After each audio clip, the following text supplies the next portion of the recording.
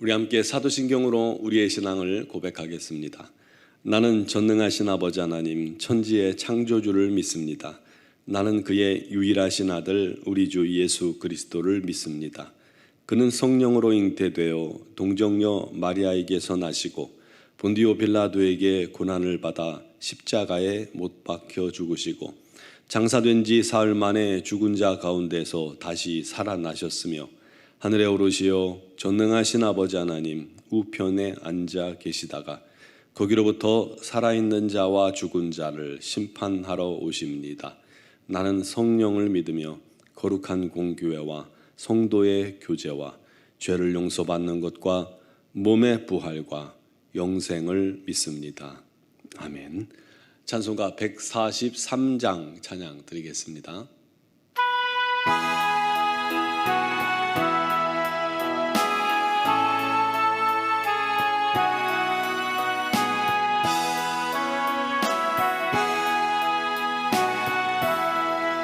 웬 말인가 날 위하여 주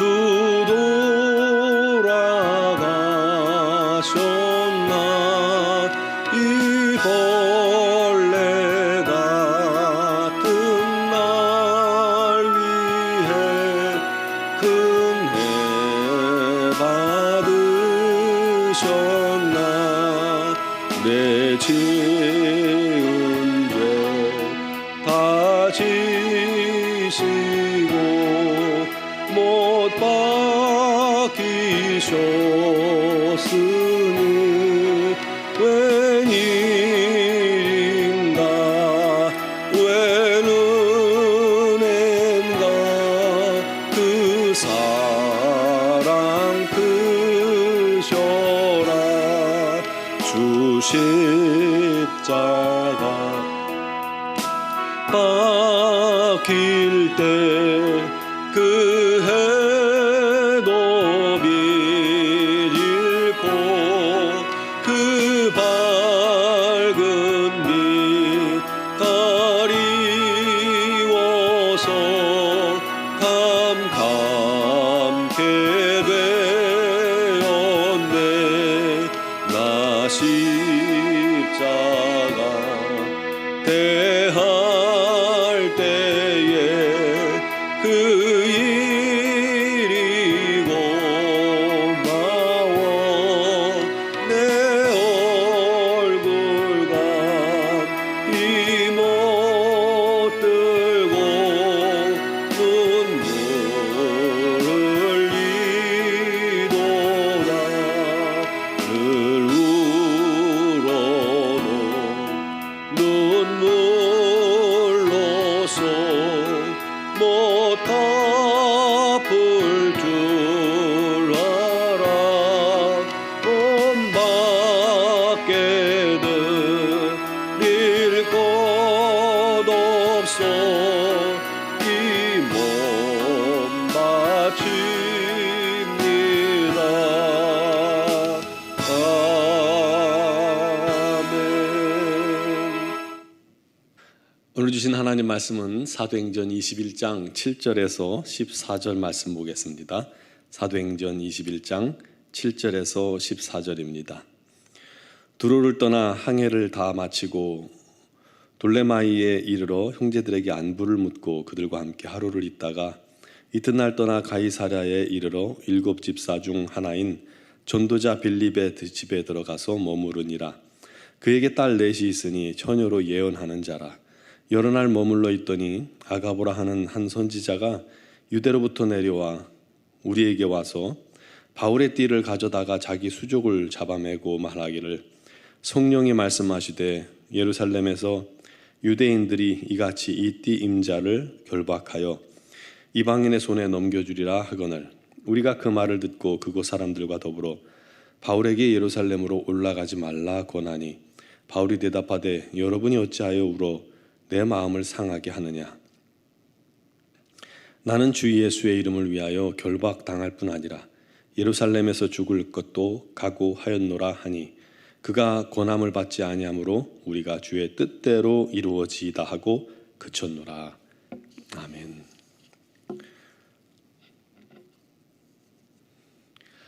예수님께서 공생의 마지막 사역지인 예루살렘을 향해서 나아가고 계셨습니다. 그 길에서 주님은 제자들에게 자신이 예루살렘에서 고난당할 것과 죽으실 것 그리고 3일 만에 부활하실 것을 세 차례나 연거푸 말씀하셨습니다. 그런데도 제자들은 예수님 곁에서 뭐라고 했냐면 주여 주의 영광 중에 우리를 하나는 주의 우편에 하나는 좌편에 앉게 해주소서 하고 구했죠. 주님께서 말씀하셨습니다. 너희가 구하는 것을 알지 못하는도다. 내가 마시는 잔을 너희가 마시고 내가 받는 세례를 너희가 받을 수 있느냐 하시자 할 수 있다는 거예요. 그 말을 듣던 다른 제자들도 화를 내면서 서로 높은 자리에 차지하고 싶어하는 마음을 드러냈죠. 동상이몽이 따로 없습니다. 여러분 이때 주님의 마음은 어떠셨을까요? 주님은 죽음의 십자가, 고난의 장소인 예루살렘을 향해서 뚜벅뚜벅 한 걸음 한 걸음 얼마나 여러 가지 마음이 드셨겠어요. 그래도 그 십자가를 바라보며 걸어가시는데 제자들은 엉뚱한 것을 바라보며 엉뚱한 것에 사로잡혀 있었던 것이죠. 여러분, 우리들도 주의 뜻을 모르면 제자들과 다를 바 없는 자가 됩니다. 부모의 마음을 아는 것이 효를 할 수 있는 방법이듯이 우리 주님의 마음과 뜻을 아는 것이 성숙한 성도의 모습입니다. 바울 사도도 오늘 본문의 바울 사도도 고난이 기다리는 예루살렘을 향해 가고 있습니다. 본문 앞에 바울 일행이 탄 배가 예루살렘을 향해 가는 도중에 두로에서 짐을 싣기 위해 7일간 머무른 적이 있습니다. 그 기간에 그곳에 제자들을 수소문해서 그들 집에 바울 일행이 머무는데 두로 지역의 제자들이 이렇게 하나님께 기도하면 성령의 감동이 오셔서 예언하게 되기를 바울이 예루살렘 가면 결박과 핍박이 기다린다는 거예요. 다들 깜짝 놀랐죠. 그래서 바울에게 예루살렘에 가면 안 된다고 그를 만류하고 붙잡습니다. 물론 바울은 이미 그 사실을 잘 알고 있었어요. 그러나 바울이 그렇게 고백했잖아요. 나의 달려갈 길과 주 예수께 받은 사명 곧 하나님의 은혜의 복음을 증언한 일을 마치려 하면은 나의 생명조차 조금도 귀한 것으로 여기지 아니하노라. 그렇게 다짐하고 결단한 바울의 이 단호한 결단을 사람들은 이기지 못했죠. 결국 그들이 작별할 때에 바닷가에서 무릎을 꿇고 눈물로 서로를 위해 기도합니다. 그 바울 일행이 가이사랴에 도착해서 빌립 집사의 집에 머물 때도 비슷한 일이 벌어졌습니다. 아가보라는 선지자가 유다로부터 와서 바울의 띠를 가져다가 자기 수족을 잡아 묶고는 예언을 합니다. 이 띠 임자를 유대인들이 예루살렘에서 결박하여 이방인의 손에 넘겨주리라. 이번에도 성도들이 눈물을 흘리면서 바울에게 예루살렘에 가면 안 됩니다. 죽을지 모릅니다 하고 만류하죠. 그때 바울이 말했습니다. 여러분 어째서 울어 내 마음을 아프게 합니까? 나는 주 예수 이름을 위하여 결박당할 뿐만 아니라 예루살렘에서 죽을 각오를 했습니다 하고 권면을 받지 않았습니다. 단호했죠.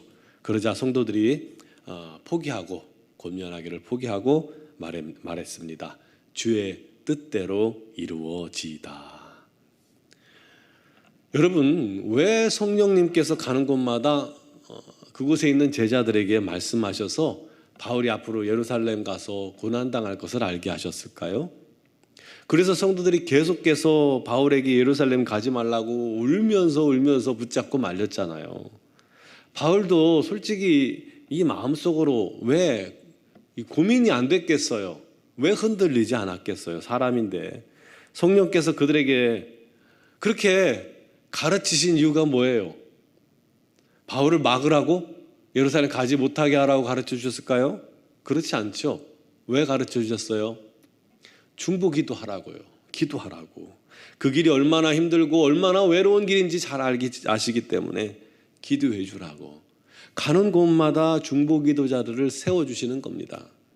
그런데 정작 성도들은 인간적인 이 안타까움 그 때문에 계속해서 바울을 만류했습니다. 하나님의 뜻보다는 인간적인 아쉬움 때문에 만류하는 거예요. 그게 옳다고 여겼기 때문입니다. 아깝죠? 바울 같은 사도라면요, 정말 늙어 죽을 때까지 쓰임받는 게 훨씬 유익하다고 생각하잖아요. 다들 그 마음이었을 겁니다. 하지만 바울의 복음을 향한 결단은 아주 단호했습니다. 바울은 하나님께서 자기에게 어떻게 사용하실지, 어떻게 이끌어 가실지 알았기 때문입니다. 결국 또다시 바닷가에서 무릎 꿇고 눈물로 기도하고 보냈고, 전에 그랬었고, 또 빌립의 집에서도 주님의 뜻대로 이루어지이다 하면서 서로 눈물로 기도하고 더 이상 가지 말라는 권면은 그칩니다. 사랑하는 성도 여러분, 주님의 일을 위해서 헌신하는 사람들을 보거든, 물론 인간적인 모습으로 보면 그들이 받는 고난, 앞으로 힘든 삶, 또 자신들의 안락한 삶을 포기하고 주의를 위해 뛰어들 때 안타까운 마음도 있어요. 그 힘든 길을 왜 가려 하느냐, 그런 생각도 들어요. 하지만 그렇게 말하면서 그의 길을 막진 마세요. 괜히 하나님의 뜻을 굽게 만드는 자가 되지 말아야 합니다. 반대로 그들을 위해서 안타까운 마음 그대로 가지고 무릎 꿇어 기도하고 중보해 주세요. 선교사님들을 위해 중보해 주시고, 우리 구역에서는요, 구역장님들이 힘드시잖아요.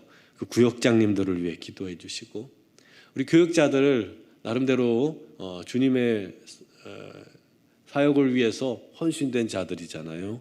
교역자들을 위해 기도해 주세요. 그리고 각 기관 회장님들을 위해서도 기도하시고, 자녀를 위해서도 기도하시고, 남편을 위해 기도하고, 부모를 위해 무릎 꿇어 기도하세요. 내가 할 수 없을 때 내가 중보자가 되어 무릎 꿇으면 주님이 그 일을 하십니다. 그게 무릎의 힘이죠. 주님의 사역자들이 주님의 뜻을 이룰 수 있도록 무릎 꿇어 기도하세요. 기도해 주세요. 중보기도의 사명자가 되시길 바랍니다. 그게 큰 힘이 됩니다. 그와 같이 앞에서 일하는 자가 있으면요, 뒤에서 이렇게 기도로, 중보기도로 돕는 자가 있어요. 앞에서 일하는 자나 뒤에서 중보하는 자나 똑같이 영적인 그 현장에 있는 것과 같아요. 또 몸으로 돕는 자가 있는 거 하면 물질로 훈하는 자도 있고, 다 이 모든 것들이 하나가 돼서 주님의 뜻을 이루어 가도록 만들어 가는 겁니다. 우리 그렇게 어느 곳에서든지 주님의 일에 쓰임 받는 자가 되길 바랍니다. 인간적인 마음이 앞서서 주님의 뜻을 가로막지 말고 서로 힘을 다해 기도하고, 주님의 길을 걸으는 자에게 그래, 내가 너를 위해 기도할게 하고 무릎 꿇어주세요. 합력해 주세요. 주님의 뜻을 함께 이루어가는 그런 협력자들이 되시길 바랍니다. 우리 그렇게 노은중학교가 서로 협력해서 중보기도 하고 노력해서 우리 하나님의 영광을 위해 드러내는, 나아가는 그런 교회 되기를 주님의 이름으로 축원합니다. 기도드리겠습니다. 사랑하시는 아버지, 거룩하신 우리 주님의 뜻을 위해 두벅두벅 헌신과 희생의 길을 가는 자들을 주님께서 붙드시고 인도하시나니, 아버지 하나님, 그 영혼들을 붙들어 사용하여 주시되 능력으로 사용하여 주시고, 또한 그 모습을 바라보는 자들은 그를 위해 중보기도 할 수 있게 해주시고, 그를 위해 힘써 내가 할 수 있는 모든 것으로 협력하여 우리 하나님의 뜻을 함께 이루어가는 영광스러운 공동체가 되게 하여 주시옵소서. 하나님이여, 주님께서 주님의 일을 이루실 때 이 모든 사람들을 통해서 우리 하나님의 뜻을 이루시고 하나님의 영광을 이루실 줄 믿습니다. 우리 서로 하나가 되어 오직 우리 하나님의 영광, 우리 하나님의 뜻을 위해, 주님의 몸된 교회를 위해 최선을 다해 든든히 세워져 나가는, 든든히 또 우리 하나님의 뜻을 이루어가는 일에 쓰임받는 하나님의 사람들이 다 되게 하여 주옵소서. 오늘 이 새벽에도 여러 가지 사정과 형편을 가지고 주님 앞에 나아옵니다. 우리 하나님 마음의 문을 여시고 영안을 여시고 우리 주님께 믿음으로 기도하게 하시고, 기도할 때 우리 하나님께서 응답하시고 역사하여 주시옵소서. 특별히 육신의 질고를 가진 자에게 우리 하나님의 치유가 임하게 하여 주옵소서. 미얀마 영권 한인중앙교회를 기억하시고 김은경 범만균 선교사님과 이선희 양은순 선교사님에게 날마다 힘 주시고 능력 주시고 권능 주시고 건강 주시고 기쁨 주시고 주신 사명 잘 감당하게 하시고 또한 교회에서 최선을 다해 중보하게 하여 주시옵소서. 모든 선교사님들에게 우리 하나님의 크신 은혜가 넘치게 하여 주옵소서. 오늘도 영상을 통해서 예배하며 주님께 기도하는 심령들마다 우리 하나님께서 크신 능력과 권능으로 함께 하시기를 간절히 원하옵고 예수 그리스도의 이름으로 기도드리옵나이다. 아멘.